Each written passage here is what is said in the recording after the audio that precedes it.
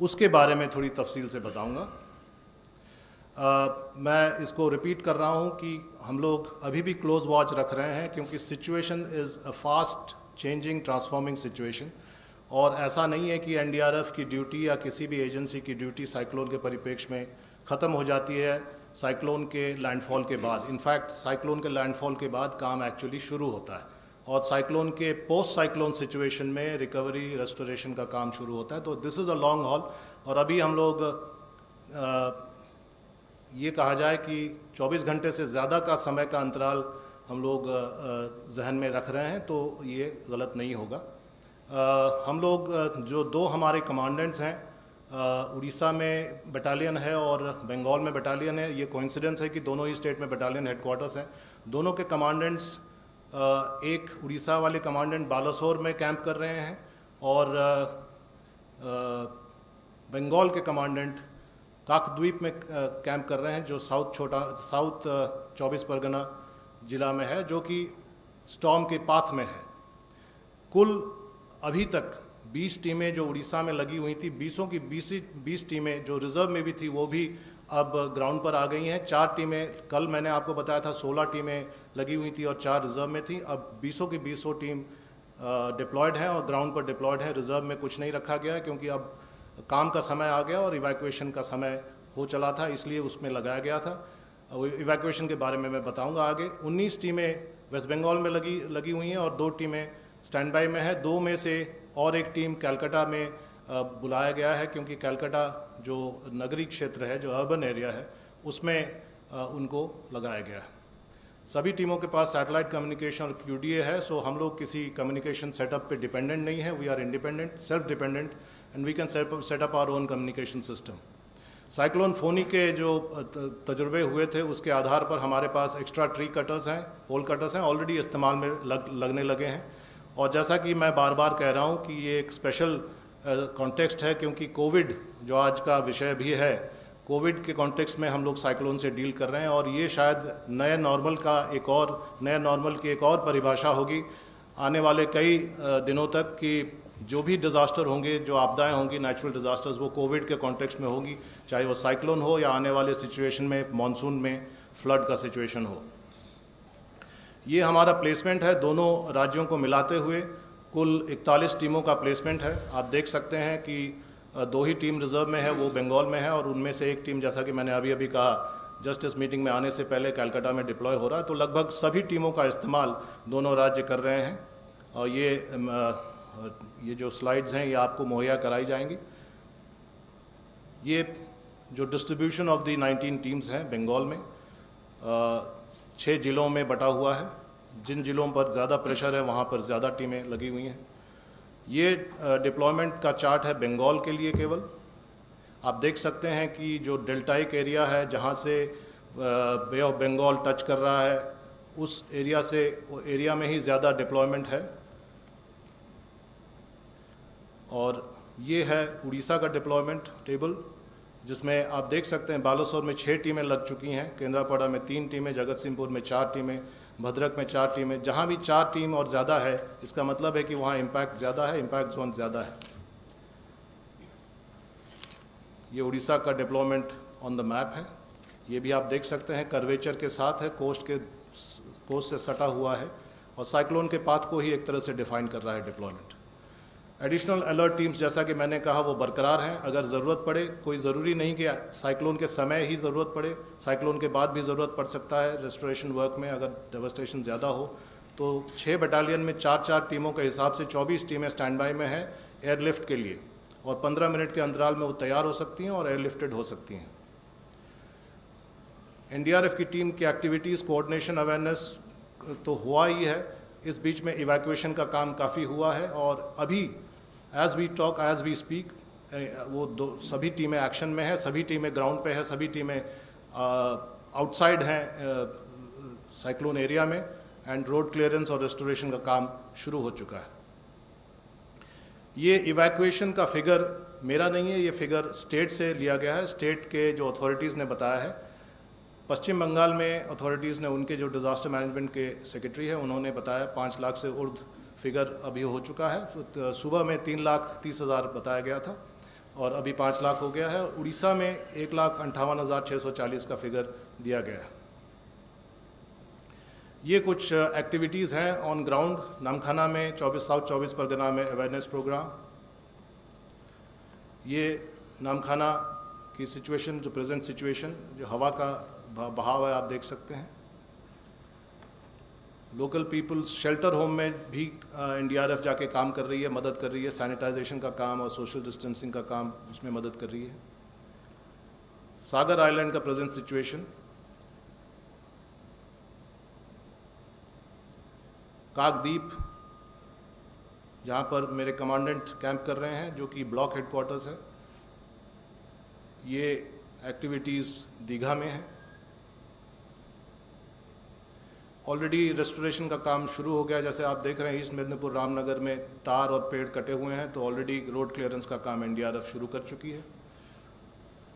ये cyclone shelters में और गांव में जाकर वो जो भी सुविधा देने का काम, including saving of cattle and resettling cattle also is being helped by the NDRF. अभी भी प्रचार प्रसार और इवैक्यूएशन का काम कहीं कहीं पर जारी है। और ये कुछ सिचुएशनल फोटोग्राफ्स दिन भर के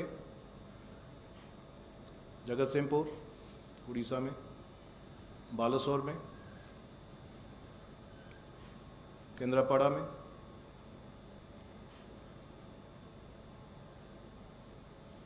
पुरी में, जो कि उतना अफेक्टेड नहीं कहा जाएगा, लेकिन पेड़ वहाँ भी गिरे हैं और रास्ता वहाँ भी अवरुद्ध है, तो वहाँ पर कटाई का काम जारी है। सो ये एनडीआरएफ की एक्टिविटीज़, इवैक्यूएशन और अद्यतन स्थिति के बारे में है। जो अद्यतन स्थिति का जो डिटेल है in terms of wind speed और साइक्लोन का आई कहाँ पहुँचा है और उसका टिप कहाँ पहुँचा है और टेल कहाँ पहुँचेगा, कब तक पहुँचेगा, इसके बारे में आगे तफसील से आईएमडी के डायरेक्टर डीजी साहब बताएंगे। धन्यवाद। धन्यवाद। मैं रिक्वेस्ट करता हूँ आईएमडी डीजी से, प्लीज़। नमस्कार। जैसे डीजी एनडीआरएफ आपको इन्फॉर्मेशन दे रहे थे, सुपर साइक्लोन स्टॉर्म अम्पन अभी वेस्ट बंगाल कोस्ट को सुंदरबन के पास एंटर कर रहा है। और आप अभी जो लेटेस्ट सैटेलाइट पिक्चर है, इसका एनिमेशन देखें। जैसे ही हमने अनुमान लगाए थे 16 को, जब ये डिप्रेशन फॉर्मेशन हुआ था, कि ये इनिशियली उत्तर उत्तर पश्चिम दिशा में जाकर बाद में उत्तर उत्तर पूर्व दिशा में गति परिवर्तन करेगा और 20 तारीख को शाम तक यहाँ वेस्ट बंगाल और बांग्लादेश तट के पास पहुँचेगा। इस चित्र से आपको ये प्रतीत हो रहा होगा कि ये कैसे ऐसे ही मूव करके अभी वेस्ट बंगाल कोस्ट को सुंदरबन के पास अतिक्रमण कर रहा है।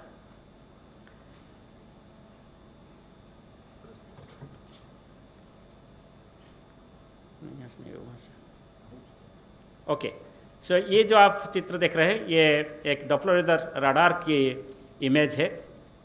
इसमें आप देख रहे होंगे जो एक सर्कुलर स्ट्रक्चर दिखाई दे रहा है राइट साइड में, ये आई ऑफ द साइक्लोन है।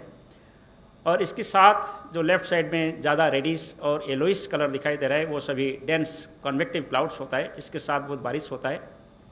तो ये जब साइक्लोन कल मूव हो रहा था, कल रात से इसका इम्पैक्ट उड़ीसा के ऊपर शुरू हो गया। तेज़ बारिश के साथ विंड स्पीड धीरे धीरे बढ़ने लगा और आज सुबह सबसे ज़्यादा विंड स्पीड 106 किलोमीटर प्रति घंटा रिकॉर्ड हुआ है उड़ीसा में, पारादीप में। बालासोर में अभी तक 91 kilometre per hour wind speed का रिकॉर्ड किया गया है। चांदबाली में 74 kilometre per hour wind speed measure किया गया है। सो इसको देखते हुए जो हमारा पूर्वानुमान था कि जब ये सुपर साइक्लोन उड़ीसा तट के पास पैरेलली नॉर्थ नॉर्थ ईस्ट दिशा में गति करेगा। नॉर्थ कोस्टल उड़ीसा स्पेशली में ज़्यादा विंड्स रहेंगे और हमारा पूर्वानुमान था कि विंड स्पीड 100 से 110 kmph और गस्टिनेस में 125 kmph हो सकता है। और अभी तक जो ऑब्जर्वेशन हमारे पास आए हैं इसमें हाईएस्ट विंड स्पीड 106 kmph हुआ है। और हमारा भी ये पूर्वानुमान था कि उड़ीसा में heavy to very heavy rainfall होगा और ऐसे ही हुआ है। जो कोस्टल उड़ीसा का जो डिस्ट्रिक्ट्स जैसे बालासोर, भद्रक, केंद्रापड़ा, जगतसिंहपुर वगैरह डिस्ट्रिक्ट्स में भी heavy to very heavy rainfall past 24 hours में रिकॉर्ड किया गया है।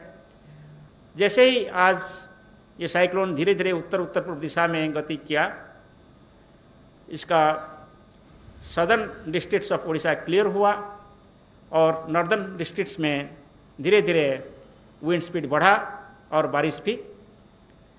ये जो आप इमेज देख रहे हैं ये अभी का फोरकास्ट है कि ये साइक्लोन अभी क्रॉस कर रहा है वेस्ट बंगाल बांग्लादेश तट को और दीघा और हाथिया आइलैंड के बीच में, और जो सुंदरबंस हम बोले थे वो सुंदरबंस के ऊपर ही ये जा रहे हैं। वो ये जाने के बाद फिर हमारा ये उम्मीद है कि सीधा नॉर्थ नॉर्थ ईस्ट दिशा में गति करेगा और आज शाम तक ये कोलकाता के आसपास आने का उम्मीद किया जा रहा है। इसके प्रभाव में आज शाम से साउथ एंड नॉर्थ 24 परगना और ईस्ट मिदनापुर में जो पहले से ज़्यादा असर होने के लिए हम उम्मीद किए थे और पूर्वानुमान किए थे, इसके साथ साथ हावड़ा, हुगली और कलकत्ता में भी जो पूर्वानुमान किए थे वो भी होने वाला है। जब साउथ और नॉर्थ 24 परगना और ईस्ट मिदनापुर में अभी ऑलरेडी वेरी स्ट्रांग विंड शुरू हो गया है, रिपोर्ट मिल रहा है कि विंड स्पीड लगभग 160 kmph के आसपास वहाँ हो सकता है। हमारा उम्मीद ये है कि जब ये कलकत्ता के पास आएंगे वहाँ भी कलकत्ता, हुगली और हावड़ा वगैरह डिस्ट्रिक्ट्स में विंड स्पीड 110 से 120 और गस्टिनेस में 135 किलोमीटर प्रति घंटा हो सकता है। सो जैसे ये 106 किलोमीटर विंड स्पीड मैक्सिमम के साथ उड़ीसा में डैमेज किए हैं, इससे आप अनुमान लगा सकते हैं जब यहाँ विंड स्पीड हमारा अनुमान 155 टू 165 kmph है और गस्टिनेस में 185 kmph है, तब यहाँ नुकसान क्या हो सकता है।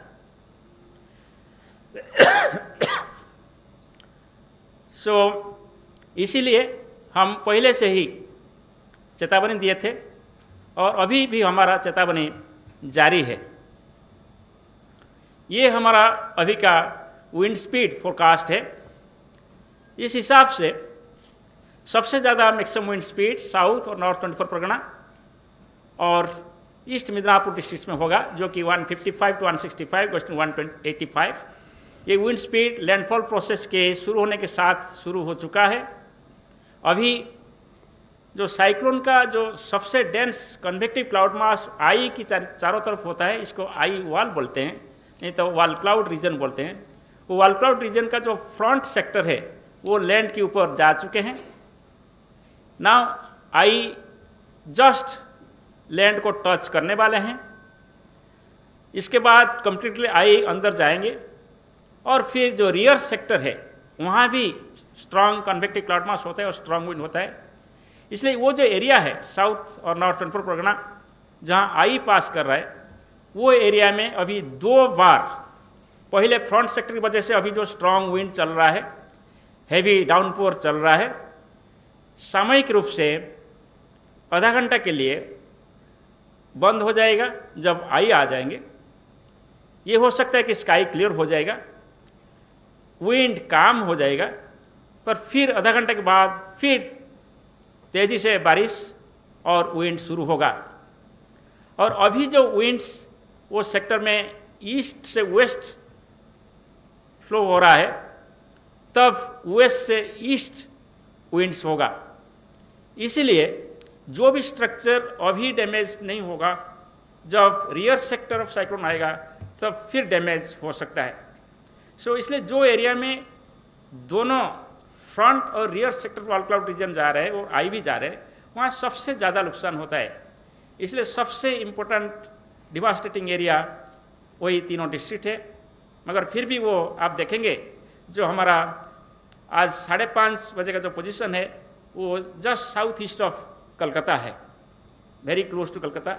इसलिए कलकत्ता, हावड़ा, हुगली वगैरह में बहुत विंड स्पीड रहेगा, वहाँ भी एक्सटेंसिव डैमेज हो सकता है। जैसे हम डैमेज काल बोले थे, आज भी हम बोल रहे हैं, uprooting of large avenue trees हो सकता है, बिग ट्रीज हो सकता है, kachcha houses, mud houses, thatched houses, tin houses, asbestos houses में लार्ज स्केल डैमेज हो सकता है। सो वो सभी हम काल बताए थे, फिर दोबारा बता देंगे। सो अभी मैं आपको थोड़ा एक बात आग्रह करने के लिए बोलूँगा कि आपको याद होगा जब हम फोरकास्ट दें 13 तारीख को हम बताए कि ये साइक्लोन बनेगा। 16 तारीख को जब ये एक डिप्रेशन में परिणत हो गया था south east bay of Bengal पे, हम इसका ऑब्जेक्टिव ट्रैक यानी पाथ का फोरकास्ट देने लगा। ये बैलून के साथ जो आप देख रहे हैं ये 16 तारीख का और 17 तारीख का ये है। इसमें आप देखेंगे कि 2 लाइन है, एक रेड कलर का लाइन है और एक ब्लैक कलर का लाइन है। जो रेड कलर का लाइन है तब था वो फोरकास्ट ट्रैक है, मैंने हम फोरकास्ट किए थे कि साइक्लोन ऐसे जाएगा। और जो ब्लैक लाइन आप देख रहे हैं वो एक्चुअल ट्रैक है साइक्लोन का, अभी तक साइक्लोन कैसे गया। सो आप ये दोनों कंपेयर करेंगे तो शायद आप डिस्टिंग्विश कर नहीं पाएंगे वो फिगर में कि ब्लैक कहाँ है और रेड कहाँ है, क्योंकि वो दोनों लाइन लगभग एक ही हो गया है। इसका मतलब यही होता है कि जब हम प्रेडिक्शन किए थे, जो साइक्लोन को ट्रैक होने का हम अनुमान लगाए थे, एक्चुअल ट्रैक ऑलमोस्ट वही रहा है। और इसीलिए जो हम पहले से बोल रहे थे कि ये सुंदरबंस के पास जाएंगे और दीघा और हाथिया आइलैंड के बीच, वही अभी हो रहा है। सो जब आपका ट्रैक फोरकास्ट सही होता है, इसके साथ साथ जो विंड फोरकास्ट है, रेनफॉल फोरकास्ट है और टाइडल वेव का फोरकास्ट है, वो भी बहुत सही हो जाता है। ये सिमिलरली 18th का फोरकास्ट है। आप देखिए यहाँ भी आप ब्लैक लाइन और रेड लाइन पूरा कोइंसाइड कर रहा है, सो फोरकास्ट कंप्लीटली एक्यूरेट है। नेक्स्ट, ये 20th का फोरकास्ट है। आप देखेंगे 19th का फोरकास्ट है। आप ऐसे ही देखेंगे, ये फोरकास्ट सिर्फ हम एक बार बोल दिया कि ये सुंदरबंस के ऊपर जाएगा, नहीं, हम कंटिन्यूसली कंसिस्टेंटली बोलते रहे, जिसकी वजह से डिजास्टर मैनेजमेंट अथॉरिटीज़ को कॉन्फिडेंस आता है कि यस फोरकास्ट सही हो रहा है। सो ये फोरकास्ट का आधार करके सेंट्रल गवर्नमेंट का सभी disaster management authorities, state government का disaster authorities both Orissa and West Bengal मिलित रूप में काम कर रहे हैं। और ये जो डुअल डिजास्टर के हमारे सामने हैं, जैसे पैंडेमिक कोविड-19 है और ये साइक्लोन है, हम इसका सामना कर रहे हैं। Next please. सो ये अभी विंड वार्निंग है। आज शाम तक बालासोर डिस्ट्रिक्ट तक और भद्रक डिस्ट्रिक्ट में 90 से 100 किलोमीटर तक विंड हो सकता है ज़्यादा से ज़्यादा। और शाम के बाद विंड स्पीड बहुत काफ़ी कम हो जाएगा। और नीचे वाले जो डिस्ट्रिक्ट है Jagatsinghpur, Kendrapara, already wind speed कम हो गया है। अभी सिर्फ 30 to 40 किलोमीटर विंड स्पीड वहाँ रिकॉर्ड हो रहा है। और साउथ कोस्टल डिस्ट्रिक्ट्स में विंड और ज़्यादा कम रिकॉर्ड हो रहा है। सो जैसे हम फोरकास्ट किए थे, नॉर्थ कोस्टल डिस्ट्रिक्ट्स जगत सिंहपुर, केंद्रापड़ा, भद्रक, बालासोर में ज़्यादा ही विंड रिकॉर्ड किया गया है और वहाँ ही कुछ डैमेज का रिपोर्ट है। ये वेस्ट बंगाल का बात करें, सो 80 to 90 kmph विंड स्पीड आज सुबह से शुरू हो गया था एलंगन ऑफ वेस्ट बंगाल कोस्ट, यानी ईस्ट मिदनापुर और साउथ एंड नॉर्थ 24 परगना। अभी धीरे धीरे बढ़ा और अभी 155 to 165 गोइंग टू 185 kmph का wind speed east Midnapore, north और साउथ 24 परगना में चालू है, जैसे हमारा एस्टिमेट है। और यही भी हमारा फोरकास्ट था। मगर अभी हमारा ये फोरकास्ट है कि कलकत्ता और जो एडजॉइनिंग इंटीरियर डिस्ट्रिक्ट है वहाँ भी विंड स्पीड बहुत तेज़ रहेगा 110 से 120, वहाँ भी डैमेज होगा डिफरेंट स्ट्रक्चर्स। और कोलकाता का एक विशेष ये है कि ये एक मेट्रो सिटी है, बहुत सारे होर्डिंग्स होता है, प्रोजेक्टाइल्स जैसे ये होर्डिंग्स भी मूव कर सकता है, और कुछ लूज ऑब्जेक्ट भी प्रोजेक्टाइल्स बन सकता है, वो इनडायरेक्टली वो भी बहुत डैमेज कर सकता है। इसके साथ साथ there is slum area and also there are many small scale businesses. So बहुत सारे सोशियो इकोनॉमिक एक्टिविटीज़ एक मेजर टाउनशिप में होता है, मेजर सिटी में होता है, वो सभी अफेक्टेड हो सकता है। ये आज का हमारा रेनफॉल फोरकास्ट है। जैसे हम कल भी बताए थे, हम heavy to very heavy rainfall with isolated extremely heavy rainfall gangetic West Bengal में एक्सपेक्ट कर रहे हैं आज, और बांग्लादेश में भी ऐसे ही हो रहा है। बांग्लादेश में भी विंड स्ट्रांग चल रहा है। आपको ये जानकर खुश होगा कि इंडिया सिर्फ हमारे कंट्री के इंडिया में हमारे कंट्री के लिए हम सिर्फ फोरकास्ट वार्निंग नहीं दे रहे हैं, बांग्लादेश के लिए भी हम फोरकास्ट वार्निंग दे रहे हैं। इंडिया मेट्रोलॉजिकल डिपार्टमेंट एक regional specialised meteorological centre for tropical cyclones है, वर्ल्ड मेट्रोलॉजिकल ऑर्गेनाइजेशन का रिकॉग्नाइज्ड सेंटर है। हम टोटल 13 कंट्रीज़ को ट्रॉपिकल साइक्लोन एडवाइजरी देते हैं। हर 3 घंटे ट्रॉपिकल साइक्लोन का एडवाइजरी, टाइडल वेव का एडवाइजरी, हैवी रेनफॉल का एडवाइजरी और स्ट्रॉन्ग विंड का एडवाइजरी देते हैं। Next please. ये 21 तारीख का बारिश है। आप देखेंगे जैसे हम कल बोले थे कि ये जो बारिश आज गैंजेटिक वेस्ट बंगाल में हो रहा है, ये नॉर्थ की तरफ शिफ्ट होगा, और कल ज़्यादा से ज़्यादा बारिश हम आसाम, मेघालय में देखने को मिलेगा। हम भी वहाँ heavy to very heavy rainfall expect कर रहे हैं 21 तारीख को, मगर ये बारिश आज रात को से ही शुरू हो सकता है। नेक्स्ट। जो हमने समझाया आपको अकॉर्डिंगली ये वार्निंग हम इशू किए हैं, और 20 तारीख को जो बारिश होने वाला है सिर्फ नॉर्थ कोस्टल उड़ीसा में ज़्यादा कुछ होगा, और ये डिस्ट्रिक्ट्स है भद्रक, बालासोर, मयूरभंज, जाजपुर, केंद्रापड़ा एंड केओंझर डिस्ट्रिक्ट्स। मगर धीरे धीरे साउथ से बारिश कम होगा और नॉर्थ डिस्ट्रिक्ट्स में ज़्यादा होगा, मगर ये सिर्फ आज के लिए, काल से उड़ीसा में कोई रेनफॉल ऐसे नहीं होगा। Next please. So West Bengal का बात करें तो यहाँ मैक्सिमम इंटेंसिटी ऑफ रेनफॉल आज ही होने वाला है, और कल को रेनफॉल इंटेंसिटी कम हो जाएगा, मगर आज हम एक्सट्रीमली हेवी रेनफॉल एक्सपेक्ट कर रहे हैं। ये है east and west Midnapore, south and north 24 Parganas, Howrah, Hooghly, Kolkata and adjoining districts like Burdwan, Murshidabad and Nadia. So 21 तारीख को ज़्यादा बारिश नहीं होने वाला है, कहाँ कोई 1-2 जगह पर हेवी रेनफॉल हो सकता है। चलिए, सब हिमालयन वेस्ट बंगाल जैसे जलपाईगुड़ी से शुरू करके वेस्ट आसाम तक जो एरिया है, वहाँ हम heavy to very heavy rainfall उम्मीद कर रहे हैं। आज रात से शुरू हो सकता है, और 21 तारीख को ज़्यादा बारिश वो एरिया में होगा, क्योंकि ये जो ट्रॉपिकल साइक्लोन है वो धीरे धीरे नॉर्थ ईस्ट गति करते हुए कल सुबह बांग्लादेश में एक साइक्लोनिक स्टॉर्म होते हुए पहुंचेगा, और वेस्ट असम में एक डिप्रेशन या लो प्रेशर एरिया होकर पहुंचेगा, और इसकी वजह से वहाँ अच्छा बारिश होने का उम्मीद किया जा रहा है। चलिए, सो ये है सबसे जो खतरनाक होता है साइक्लोन के साथ, द स्टॉर्म सर्ज। ये एक्सपेक्टेड स्टॉर्म सर्ज है, ये हम लगातार जारी कर रहे हैं। इसमें हम यही बोले थे कि साउथ और नॉर्थ 24 परगना में टाइडल वेव ज़्यादा होगा। हम ये बोले थे कि आज आफ्टरनून से शुरू होगा, और आपको जानकर हम आपको ये इन्फॉर्मेशन देते रहते हैं कि आज आफ्टरनून से स्टॉर्म सर्ज शुरू हो चुका है। ये टाइडल वेव हमारा एक्सपेक्टेशन है कि 4 to 5 metres above astronomical tide होगा, और ये साउथ और नॉर्थ 24 परगना का जो लो लाइंग एरिया है इसको इनंडेट करेगा। इसके साथ जो मेदिनीपुर डिस्ट्रिक्ट है वहाँ भी ये 3 to 4 मीटर हाइट में इनंडेट कर सकता है। So 4 to 5 metre over south और north 24 Pargana, 3 to 4 metre over Medinipur districts. और ये जो टाइडल वाटर है, ये इस एरिया में जो छोटे और बड़े रिवर्स है, बिकॉज ये एक रिवराइन सिस्टम है वहाँ, आप देखेंगे जैसे रेड और येलोइश कलर कितना अंदर तक जा रहा है।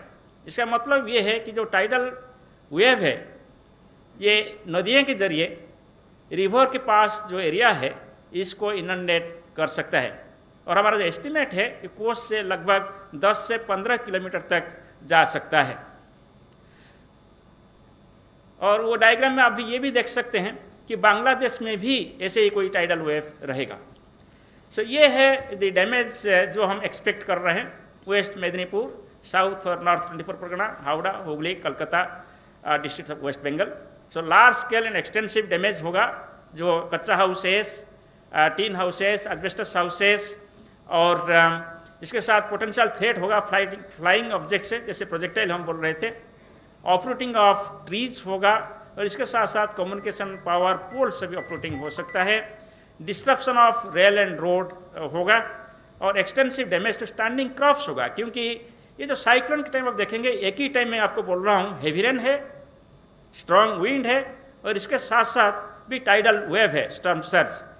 सो एक ही साथ मल्टी हजार्ड सिनेरियो ये जनरेट हो रहा है इस रीजन पे अभी, इसलिए वहाँ सभी तरीके का डैमेज एग्रीकल्चर सेक्टर में, इंडस्ट्री सेक्टर में और हाउस हमारा जो डोमेस्टिक सोशियो इकोनॉमिक सेक्टर में होने का हम उम्मीद कर रहे हैं। सो वहाँ जैसे पाम एंड कोकोनट ट्री होता है और प्लांटेशन होता है, ऑर्चर्ड्स होता है, ये सभी एक्सपेक्टेड है कि डैमेज होगा। और जैसे मैं बोला कि एक रिवराइन एरिया है वहाँ, इसलिए बहुत सारे लोग बोट में ट्रैवल करते हैं और इसलिए हम ये एक्सपेक्ट कर रहे हैं कि बोट्स बहुत सारे भी यहाँ डैमेज हो सकता है।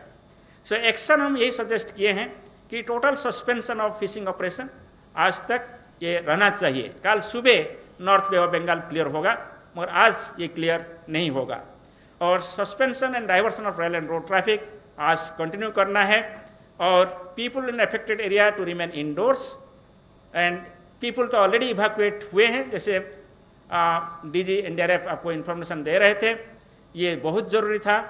और मोटर बोट्स और स्मॉल शिप्स कभी भी एडवाइजेबल नहीं है कि इसको ऑपरेट किया जाए। अभी जो डैमेज होने वाला था उड़ीसा में लगभग हो चुका है और 2-3 घंटे के लिए भद्रक और बालासोर डिस्ट्रिक्ट में इसका विंड का इम्पैक्ट रहेगा। सो ये हम कल भी बोल चुके हैं और इसमें जो लिखा गया है अकॉर्डिंगली कुछ डैमेज रिपोर्ट भी हमारा जानकारी में आए हैं। सिर्फ अभी इम्पैक्ट रहेगा भद्रक और बालासोर डिस्ट्रिक्ट में फ्यू आवर्स 2 to 3 आवर्स के लिए, इसके बाद और उड़ीसा में कोई डैमेजिंग इम्पैक्ट नहीं रहेगा। और यहाँ भी फिशिंग ऑपरेशन बंद रहेगा आज क्योंकि सी अभी भी स्ट्रांग है, डिस्टर्ब है और रेल रूट वगैरह भी सिंस बालासोर भद्रक अभी भी डिस्टर्ब है, वहाँ नहीं होना चाहिए और अफेक्टेड एरिया में लोग अंदर रहना चाहिए, बाहर नहीं आना चाहिए। Next please. सो जब साइक्लोन क्रॉस करने के बाद अंदर जाता है, हमारे मन में आता है कि अंदर क्या होगा। सो इसलिए 12 घंटा पहले एटलीस्ट हम जब लैंडफॉल हम एक्सपेक्ट कर रहे हैं, इसका 12 घंटा पहले हम पोस्ट लैंडफॉल आउटलुक इशू करते हैं। सो कल शाम को हम पोस्ट लैंडफॉल आउटलुक इशू किए थे कि इंटीरियर डिस्ट्रिक्ट्स में क्या क्या होगा। गैजेटिक वेस्ट बंगाल में जब ये जाएगा, इंटीरियर डिस्ट्रिक्ट्स में भी साइक्लोन स्टॉर्म इंटेंसिटी रहेगा आज रात, इसीलिए वहाँ भी डैमेजिंग इम्पैक्ट हो सकता है। वहाँ में ब्रेकिंग ऑफ ट्री ब्रांचेस हो सकता है, ऑपरेटिंग ऑफ स्मॉल ट्रीज हो सकता है। ये सब डिस्ट्रिक्ट यही है, जैसे हम कोलकाता, हावड़ा, हुगली बोल चुके हैं। इसके अलावा जो वर्धमान है, मुर्शिदाबाद है, नदिया डिस्ट्रिक्ट है, वहाँ ऐसे कुछ डैमेज भी एक्सपेक्टेड है। Next please. सो आप देखेंगे कि जो जैसे मैं बोल रहा था कि आप लोगों को हम जानकारी कंटिन्यूसली 13 तारीख से हम फर्स्ट प्रेस रिलीज 13 तारीख को दिए थे, वो कंटिन्यूसली हम हर दिन प्रेस रिलीज किए हैं और कभी कभी दिन में भी फ्रीक्वेंटली प्रेस रिलीज किए हैं। इसके साथ साथ हम सभी अथॉरिटीज़ को, मीडिया को, आपके जरिए सभी पब्लिक को हम बुलेटिन हर 3 घंटे दिए हैं। और जब आज लैंडफॉल हो रहा था, आज सुबह अर्ली मॉर्निंग से हम आवरली अपडेट भी दे रहे थे। ये सब पॉसिबल हुआ आप सभी का कोऑपरेशन से, सपोर्ट से। मैं आप लोगों के माध्यम से सभी डिजास्टर मैनेजमेंट अथॉरिटीज़ को, ऑनरेबल प्राइम मिनिस्टर जो रिव्यू कर चुके हैं, ऑनरेबल होम मिनिस्टर जो रिव्यू कर चुके हैं, हम सभी के पास आभार व्यक्त करते हैं और सभी का गाइडेंस में हम ऐसे अच्छा फोरकास्ट देने के लिए तैयार हो पाए हैं और हम सभी मिलकर साइक्लोन जैसे डिजास्टर को, ये पैंडेमिक सिचुएशन पे हम मुकाबला करेंगे। Thank you. धन्यवाद। फ्रेंड्स, आपकी जानकारी के लिए एनडीआरएफ वेबसाइट्स के ऊपर जो भी लेटेस्ट है और आईएमडी के वेबसाइट पे उसका लिंक पीआईबी के वेबसाइट पे दे दिया है। So latest information you can also get it from there. In addition, from the Home Ministry side, DG Media is regularly updating the media about the cyclone. Because both the DGs, DG NDRF and DG IMD, have to go back clear gently. So until unless there is very, very important question, what is brief to you or the latest situation, I think we will thank both the DGs and they can leave until unless you have anything. Anybody having any question other than the briefing? Just the landfall, how much has it hit? Because we have got news that it is hit. At what speed? It has touched. Yeah. So just now I was telling that landfall process started at 2:30 with entry of the front sector of the wall cloud region. The wall cloud region